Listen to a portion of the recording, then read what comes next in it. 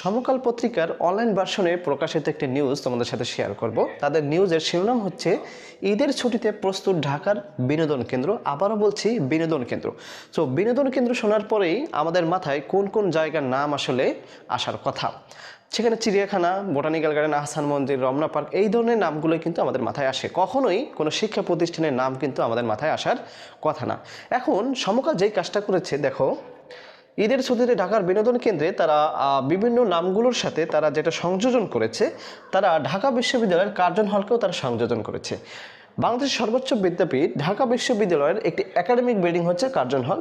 সেখানে সায়েন্স ফ্যাকাল্টির বিভিন্ন ডিপার্টমেন্টের ভবনগুলো অবস্থিত আমরা জানি। সো সেই ভবনগুলোর সমষ্টি হচ্ছে কার্জন হল। সেই কার্জন হলকে তারা বোটানিক্যাল গার্ডেন, বাসানী নব থিয়েটার, হাতির ঝিল, বলা গার্ডেন, এই ধরনের নামগুলোর অর্থাৎ বিনোদন কেন্দ্রের সাথে তারা কার্জন হলকেও আসলে এখানে উপস্থাপন করেছে। এটা খুবই আপত্তিকর বিষয়। ওই যে মানুষ বলে না যে সাংবাদিক হচ্ছে শুক্রাণুর মতো, লাখে একটা মানুষ হয়, বিষয়টা কিন্তু একেবারেই অসত্য নয়। তীব্র প্রতিবাদ জানিয়ে রাখলাম।